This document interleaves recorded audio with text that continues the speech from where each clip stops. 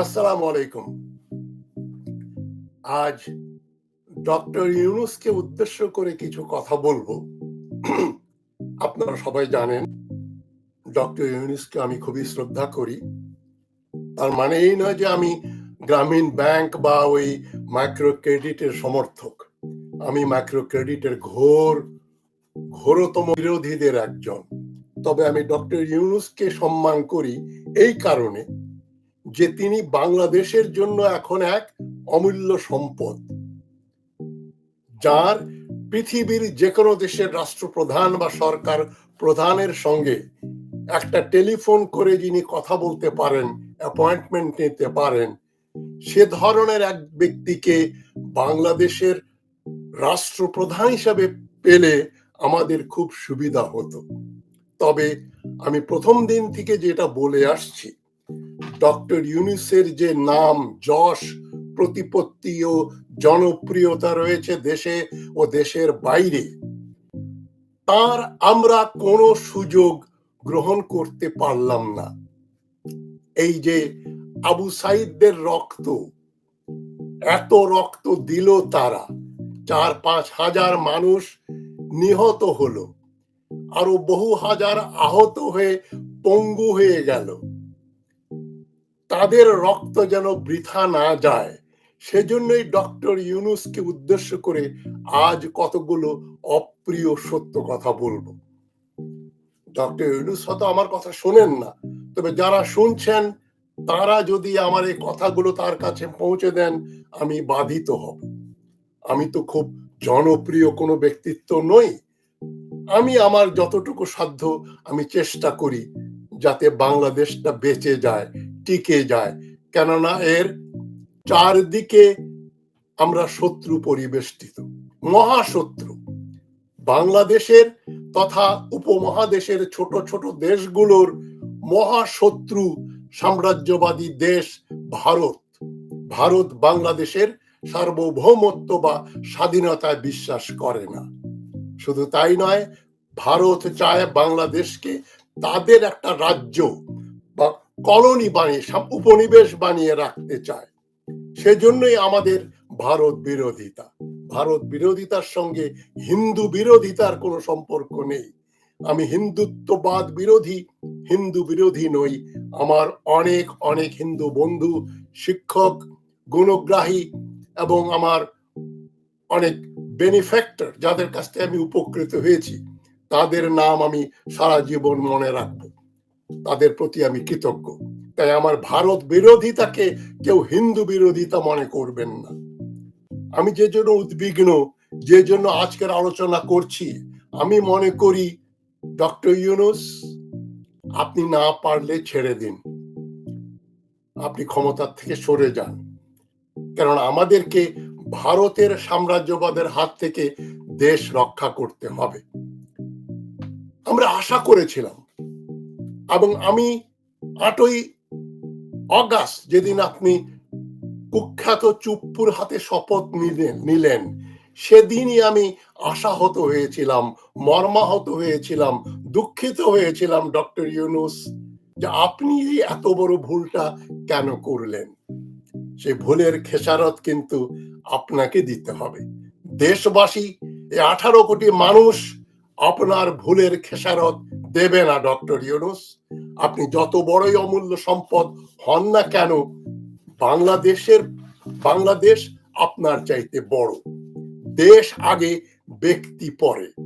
সুতরাং আমি মনে করি, আমার মতো আরো অনেকেই বিশ্বাস করেন, যে চুপ্পুর কাছ থেকে শপথ নিয়ে চুপ্পুকে তার পদে বহাল রেখে আপনি যে সরকার চালাচ্ছেন, সে সরকার আপনার সরকার নয়।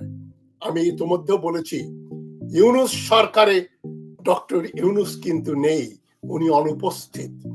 প্রমাণ, এই দেখেন, লেটেস্ট প্রমাণ আমরা পেয়ে গেলাম যে আপনার উপদেষ্টা পরিষদে দুটো নাম সংযোজিত হলো, বসির উদ্দিন আর সারোয়ার ফারুকী। এখন একজন খুনের আসামি বসির উদ্দিন, যতক্ষণ তার ক্রাইম প্রমাণিত না হয় বা তিনি যতক্ষণ মানে এই অভিযোগ থেকে নিষ্কৃতি না পান ততদিন তিনি আসামিকে আর যাই হোক কোন দেশের উপদেষ্টা বানানো যায় না। যদি তিনি খুনি প্রমাণিত হয়ে যান তাহলে কি করবেন? তার বিরুদ্ধে এক ছেলে যে মারা গেছে জুলাই আগস্টের বিপ্লবে, তার মা বসিরউদ্দিনের বিরুদ্ধে লিখিত অভিযোগ করেছেন আদালতে, তাকে আপনার উপদেষ্টা বানাতে হলো। আর সারোয়ার ফারুকীর সম্বন্ধে যত কম বলা যায় ততই ভালো। তবে ডক্টর ইউনূস, আমার খুব দুঃখ হয় যে আপনার উপদেষ্টা বানানোটা এমন ছেলে খেলা হয়ে গেছে। এত লোক মানে কি ভাবে যেন সব উপদেষ্টা হয়ে গেল, তাদের কলঙ্কিত অতীত এবং বর্তমান থাকা সত্ত্বেও তাদের আপনি নাড়াতে পারছেন না, সরাতে পারছেন না। তাতেই আমরা ধরে নিলাম, আমি তো বুঝেই গেলাম যে আপনি সরকার চালাচ্ছেন না। ভারতের আশীর্বাদ পুষ্ট শাহাবুদ্দিন চুপ্পু আর হাসিনার ঘনিষ্ঠ সহচর জেনারেল ওয়াকারুজ্জামান এবং কোম্পানি, তারা দেশ চালাচ্ছে। এখন একটা দুঃখের এমন আপনার উপদেষ্টাদের নিয়ে এমন যোগ হয়ে গেছে যে অভিনেতা গায়ক হিরো আলম একটা স্ট্যাটাস দিলেন, তার খবরে কালকে দেখলাম হিরো আলম বলছেন আমাকে অনেকে উপদেষ্টা হতে বলছে, কিন্তু আমি উপদেষ্টা হব না, কিন্তু আমি কিন্তু এই সারোয়ার ফারুকীর চাইতে যোগ্যতর। ডক্টর ইউনূস, আপনি বুঝতে পারছেন না, কিন্তু হিরো আলম ঠিকই বুঝতে পারছেন যে সারোয়ার একটা ভুয়া মাল।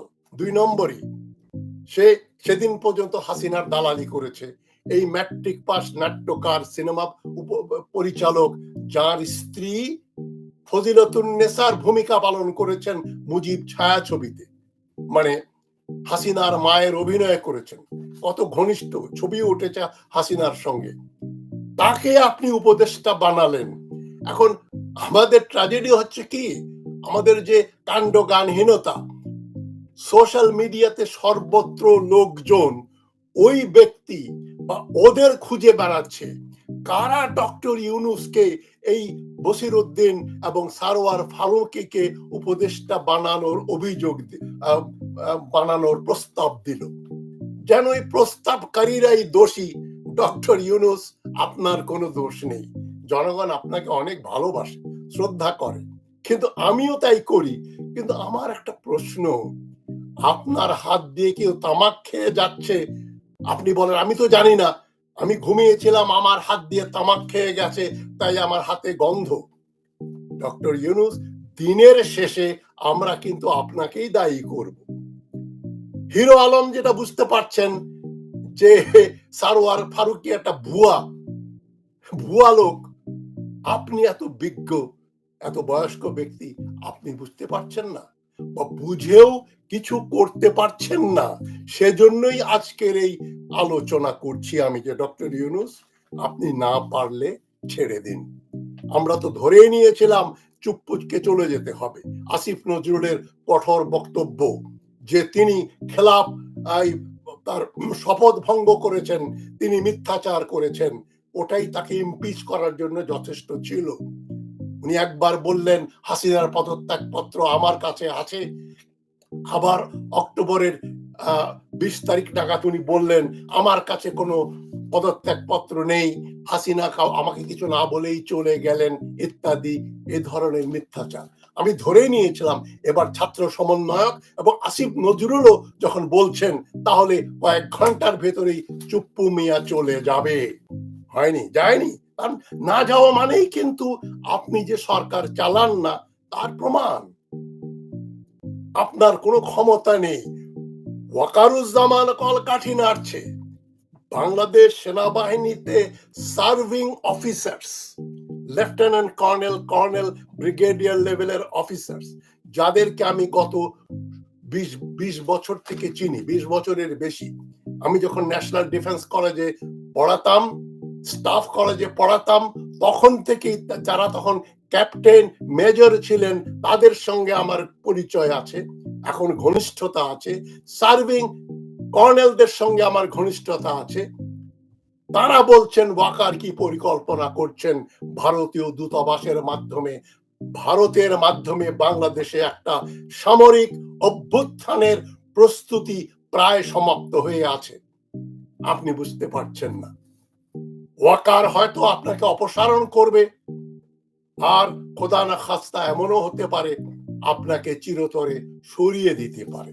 এবং তারপরে সে এরশাদের মতো, এরশাদ যেভাবে জিয়াউর রহমানকে সরিয়ে দিয়ে দেশে ন্যায়ের শাসন, গণতন্ত্র ইত্যাদি প্রতিষ্ঠার জন্য ক্ষমতা দখল করেছিল, মনে আছে? খুনি এরশাদের পাশেই এখন আমরা দেখতে পাচ্ছি খুনি ওয়াকারুজ্জামান। ওয়াকারুজ্জামানকে খুনি বলছি এই জন্য যে খুন করে বলছে সেনাবাহিনী কোনো মানুষ হত্যা করেনি, তার কমান্ডে মানুষ নিহত হয়, 5 জন আহত হয়েছে, এগুলো মিথ্যাচার। এবং সে 2000-এর বেশি আওয়ামী লীগারদেরকে আশ্রয় দিয়ে কোথায় কোথায় পাঠিয়ে দিল, এবং আপনিও তাকে জিজ্ঞেস করতে পারলেন না। সে ক্ষমতা আপনার নেই বলেই আমি মনে করি আপনি এখন আর সরকার চালাচ্ছেন না। সরকারে চালায় আর কেউ, আপনার ঘাড়ে কাঁঠাল ভেঙে আপনি কেন দায়ভার নেবেন? তাই বলি আপনি ছেড়ে দিন, আপনি পদত্যাগ করুন, কারণ আপনি চালাতে পারছেন না। আপনার সেই সাহস নেই, আপনার সেই আপনাকে ওই মেটাল দিয়ে তৈরি করা হয়নি। আপনি সাহস থাকলে, মাহমুদুর রহমান যদি হতেন, উনি বলতেন যে আমি ভাই ওই চুপ্পুর আন্ডারে শপথ নেব না, আগে চুপ্পুকে লাথি দিয়ে সরিয়ে জেলে ভরবো, তারপরে আমি রাষ্ট্রপতি হব। আমি হলে তাই করতাম ডক্টর ইউনূস। আপনি সেটা করেননি, এটা আপনার দুর্বলতা। নেপোলিয়ন আমার খুব প্রিয় পাত্র। নেপোলিয়ন বলেছিলেন, when people say the king is a kind man, his rule ought to be a failure. জনগণ যখন বলে রাজা খুব দয়ালু, তাহলে ধরে নিতে হবে ওই রাজা শাসন করতে পারছে না, তার শাসন ব্যর্থ হতে বাধ্য। আপনি দয়া করছেন ওয়াকারকে, চুপ্পুকে, দেশের স্বার্থের বিরুদ্ধে গিয়ে হলেও আপনি এটা করছেন। এটা খুবই অপ্রিয় সত্য কথা ডক্টর ইউনূস। আমার খুব দুঃখ লাগছে এই কথা বলতে। আমি বিশ্বাস করতে পারিনি আপনি যে ভুলগুলো করেছেন, সে ভুলের খেসারত আপনাকে এক্ষুনি দিতে হবে। হয় আপনি চুপ্পু এবং ওয়াকারকে ডিসমিস করেন, আপনার সে ক্ষমতা আছে, কিন্তু আপনি নেপোলিয়নের তরবারি আপনার হাতে, বিপ্লবোত্তর সরকার গঠন করার কথা আপনার, চুপ্পুর জেলে থাকার কথা বিভিন্ন কারণে, দুর্নীতি সহ হাসিনার সঙ্গে দালালি করার জন্য। ওয়াকারুজ্জামানকেও তাই। ওয়াকারুজ্জামান 2009 সালে মেজর ছিল, মেজর, এবং মেজর বড়জন লেফটেন্যান্ট কর্নেল হবার মতো ক্যালিবার ওয়াকারুজ্জামানের। তাকে হাসিনা তুলতে তুলতে জেনারেল বানিয়ে দিয়েছে। সে এখন কলকাঠি নাড়ছে, ভারতীয় দিয়ে দালালি করছে, এবং আওয়ামী লীগ ও বিএনপির ভেতরে যে সমস্ত ভারতীয় আছে তাদের সঙ্গে ওয়াকারের খুবই ভালো সম্পর্ক, একটা নেক্সাস গড়ে উঠেছে। চুপ্পু, ওয়াকার, মোদি আর আওয়ামী লীগ তো আছেই, আর বিএনপির 5-7 জন ভারতপন্থী কট্টর বাংলাদেশ বিরোধী, যারা চায় না খালেদা জিয়া বা তারেক রহমান মুক্ত হন বা দেশে আসুন। ডক্টর ইউনূস, আমি কি আপনাকে প্রশ্ন করতে পারি, তারেক রহমান কেন দেশে আসেননি? এই ইউটিউবেই আমার এক বন্ধু ব্যক্তি মহসিন রশিদ অ্যাডভোকেট সাহেব বলেছিলেন 7 দিনের ভেতরে আমি তারেক রহমানকে বাংলাদেশে দেখতে চাই। আপনার কানে নিশ্চয়ই সে কথাগুলো গেছে, কিন্তু আপনি শুনেও শোনেন না, বা শোনার প্রয়োজন মনে করেন না, অথবা আপনার শুনলেও কিছু করার ক্ষমতা নেই। এ দুটোর যেটাই সত্য হোক, এর দ্বারা you have forfeited your right to remain in power. যদি আপনি শুনেও শুনতে চান না, বা আপনাকে শুনতে দেয়া হয় না, আপনি কিছু করতে পারেন না। এই দুটোর একটা হলেও আপনাকে এখন you have outlived এই 100 দিন অনেক বেশি দিন হয়ে গেছে। যেটা 24 ঘন্টার মধ্যে সমাধান করা সম্ভবপর ছিল, সেটা আপনি 3 মাস 10 দিনেও করতে পারেননি। আপনি আর 15 বছর ক্ষমতা থাকলেও পারবেন না। আপনার সেই সাহস নেই। সাহস, রাজা জনপ্রিয়তা দিয়ে রাজা চলে না, রাজার সাহস থাকতে হয়। নাম্বার 1 ফ্যাক্টর সাহস। ওটা আপনার জিরো। আমি খুব দুঃখের সঙ্গে বলছি ডক্টর ইউনূস, সশ্রদ্ধ চিত্তে বলছি, তাই আপনি ছেড়ে দিন। আমরা এই বিপ্লবকে ব্যর্থ হতে দিতে পারি না। আপনাকে যতই ভালোবাসি, আপনার চাইতে বাংলাদেশটাকে আরো বেশি ভালোবাসি। সুতরাং আপনি যদি মনে করেন আপনি প্রধান উপদেষ্টা হয়ে দেশকে একটা করুণা করছেন, ইচ্ছা হলে চালাবেন, নইলে চালাবেন না, ওই রিলাক্টেন্স দিয়ে কিন্তু দেশ শাসন করা যায় না। আপনাকে চিন্তা করতে হবে যে আমাকে দায়িত্ব দিয়েছে ছাত্রেরা, আমি দায়িত্বটা পালন করব। আপনি দায়িত্ব পালন করলে কিন্তু বসির উদ্দিন আর সারওয়ার ফারুকীদের আপনার উপদেষ্টা বানাতেন না। হয় আপনি অপারগ অথবা আপনি অবিবেচক। আমি অপারগটাই ধরে নিচ্ছি, কেননা অপারগ মানে আপনার হাত পা বাঁধা, আপনাকে চুপ্পু একদিকে, ওয়াকার একদিকে, মোদি একদিকে টেনে ধরে রেখেছে, বেঁধে রেখেছে। আপনি নিজেকে মুক্ত করেন একটা বক্তৃতা দিয়ে, বলেন যে আমি আর পারছি না, আমি পদত্যাগ করছি, আমার কোনো ক্ষমতা নেই, আমি একটা ঠুঁটো জগন্নাথ। আপনি আব্দুর রহমান বিশ্বাসের কথা মনে আছে, প্রেসিডেন্ট ছিলেন, কুখ্যাত নাসিম যখন বিদ্রোহ করেছিল, তখন ওই ছোটখাটো ব্যক্তি কি করেছিলেন? আব্দুর রহমান বিশ্বাস, উনি নাসিমের কাছে আত্মসমর্পণ করেননি। বাপের বেটা, বাঘের বাচ্চা একটা আব্দুর রহমান বিশ্বাস। আপনি আব্দুর রহমান বিশ্বাসের কে রোল মডেল মনে করেন, জাস্টিস সাত্তারকে মনে করবেন না, যে এরশাদের ধমককেই ক্ষমতা ছেড়ে দিল। আপনি ওই ইয়াজউদ্দিন আহমদের মতো হবেন না। আপনি ডক্টর ইউনূস, আপনার স্ট্যাচার আছে, আপনি এদের ধমকি হুমকিতে আপনি কেন চলবেন? আপনি নিজের ডিসিশন নেবেন। আমার আপনার কাছে অনেক প্রত্যাশা ছিল।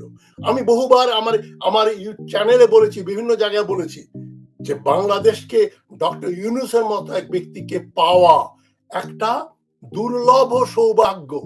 আমরা খুবই ভাগ্যবান।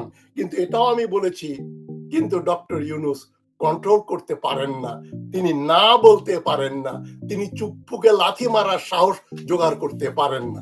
তাহলে তো হবে না। চুপ্পুকে তুই বলে জেলে পাঠাতে হবে, পারবেন?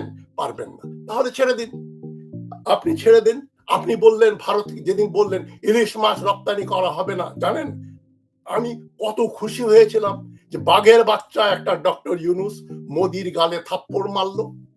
আসি, আপনি যখন নিউ ইয়র্কে গেলেন, আপনার উপদেশটা কি করলেন? আমাদের বন্ধু লোক ডক্টর সালেউদ্দিন আহমদ, তিনি বললেন না না না না, ইলিশ মাছ রপ্তানি করলে আমাদের কিছু লাভ হবে, ব্যবসা বাণিজ্য। ওই অর্থনীতিবিদ অর্থনীতি বোঝে, রাজনীতি বোঝে না। আপনিও তাই ডক্টর ইউনূস, আপনি অর্থনীতির লোক, রাজনীতি বোঝেন না। রাজনৈতিক সংস্কৃতি, পলিটিক্যাল কালচার বলে, পলিটিক্যাল সায়েন্স একটা জিনিস আছে। এই অধমের একটু মানে সৌভাগ্য হয়েছিল কিছু কাজ করার। আমি বাংলাদেশের জনগণের গ্রাসরুটস থেকে শুরু করে গুলশান বনানীর লোকদের পলিটিক্যাল কালচারটা বুঝি, বইও লিখেছি এর উপরে আমি, 50 years of Bangladesh, crisis of culture. আপনি কালচার বুঝলে বুঝতেন যে রাজনীতি হচ্ছে কালচারের অংশ, এবং ইলিশ মাছ রপ্তানি করা কোনো অর্থনৈতিক সিদ্ধান্ত না, এটা ছিল একটা রাজনৈতিক সিদ্ধান্ত, যেটা আপনি মোদির গালে চড় মেরেছিলেন ভাবলাম, কিন্তু আপনি পরে দেখলাম আপনি আর কিছুই বললেন না, শুধু আপনার বাণিজ্য উপদেষ্টাকে সরিয়ে দিলেন। মানে উপদেষ্টারাও আপনার কথা শোনে না। দেশে একটা বিপ্লব হয়েছে, বুঝতে পারলেন না তিনি, মানে আপনি বুঝতে পারলেন না। এটাই আমাদের সবচেয়ে বড় দুঃখ। আপনি ভীরুতা, আপনার অবিবেচনা, রাজনীতি বিমুখতা, রাজনীতি বিমুখ হলে আপনার রাজনীতিতে থাকা উচিত না, কারণ এটা একটা রাজনৈতিক সিদ্ধান্তের ব্যাপার। আপনি সরকার বানালেন, লোকজন আপনাকে সম্মান করে, তবুও পেছনে বলে এনজিও গ্রাম সরকার করেছেন। আপনার উপদেষ্টাদের একটা বিরাট অংশ এসছে এনজিও থেকে, বিরাট অংশ এসছে আপনার নিজস্ব জেলা চট্টগ্রাম থেকে। আপনার আপন ভাতিজা, আমার বন্ধু জাহাঙ্গীরের ছেলে, তাকে আপনি অ্যাসিস্ট্যান্ট প্রেস সেক্রেটারি বানালেন। এটা হচ্ছে নেপোটিজম। তো আপনি নেপোটিজমের উপরে উঠতে পারছেন না, আঞ্চলিকতার উপরে উঠতে পারছেন না, এনজিও কোটারির উপরে উঠতে পারছেন না, ফালতু লোকদের আপনি অ্যাডভাইজার বানাচ্ছেন, আপনি কোনো ন্যাশনাল সিকিউরিটি অ্যাডভাইজার বানাননি। আরে সমস্যা হচ্ছে ন্যাশনাল সিকিউরিটি, ন্যাশনাল ইকোনমি না, জাতীয় অর্থনৈতিক সমস্যা বলে কোন পৃথিবীর কোন দেশে কোনো সমস্যা নেই। অর্থনৈতিক সমস্যা ছিল জাপানের, চিরকাল গরিব থাকার কথা। তাদের যে পরিমাণ মানুষ সে পরিমাণ সম্পদ নাই। সিঙ্গাপুর, দক্ষিণ কোরিয়া, এগুলো হচ্ছে অর্থনৈতিক সমস্যা। মানে দক্ষিণ কোরিয়াকে চিরজীবন গরিব থাকার কথা। তাদের পাহাড় এবং কোনো খনিজ পদার্থ নেই, কোনো রিসোর্স নেই, চাষ করার জমি জমা নেই। সিঙ্গাপুরেরও তাই। জাপান, দক্ষিণ কোরিয়া, সিঙ্গাপুর পৃথিবীর সমৃদ্ধিশালী দেশগুলোর অন্যতম। অর্থনৈতিক সমস্যা থাকলে অর্থনীতিবিদরা দেশ চালালে হতো না।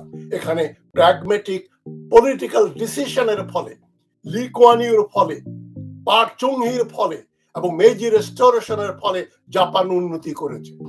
তারা ইকোনমিস্টদের ওই কথা দিয়ে উন্নত হয়নি। আপনি ওয়ার্ল্ড ব্যাংক, আইএমএফ কে মনে করেন রক্ষাকর্তা, ত্রাণকর্তা। লি কুয়ান ইউ আইএমএফ ওয়ার্ল্ড ব্যাংককে ঢুকতে দেননি। লি কুয়ান ইউ এক বক্তৃতা, সে বক্তৃতা আমি নিজে শুনেছি। উনি বলেছেন, এক সময় শ্রীলঙ্কা আমার রোল মডেল ছিল, কিন্তু এখন শ্রীলঙ্কা আইএমএফ ওয়ার্ল্ড ব্যাংকের ধার খেয়ে পড়ে গেল, নিচে চলে গেল। আমরা এখন কোথায়? এখন সিঙ্গাপুরে শ্রীলঙ্কান থেকে কাজের মেয়েরা এসে কাজ করে, কাজের ছেলে কুলি মজুর এসে কাজ করে। এ কথা লি কুয়ান ইউ নিজে বলেছিলেন। এক সময় আমি সিঙ্গাপুরকে শ্রীলঙ্কা বানাতে চাচ্ছিলাম। সুতরাং আইএমএফ, ওয়ার্ল্ড ব্যাংক, পশ্চিমা যারা আপনার বন্ধু জড়িয়ে ধরছে, জো বাইডেন, এরা বাংলাদেশের বন্ধু নয়। তারা আপনাকে দিয়ে এমন একটা দেশ বানাতে চায় যে দেশে মার্কিন প্রভাব থাকবে, ভারতীয় প্রভাব থাকবে। আপনি ন্যাশনাল সিকিউরিটি কি জিনিস সেটা হয়তো বোঝেন না, সেটা করলেনও না। আপনার প্রধান উপদেষ্টা উচিত ছিল ন্যাশনাল সিকিউরিটি অ্যাডভাইজার অজিত দোভালের মতো। সুতরাং আপনি যে কথাগুলো বললেন, যা করলেন, তার মধ্যে কোনো সামঞ্জস্য নেই। আপনি চুপ্পুকে কেন সরালেন না?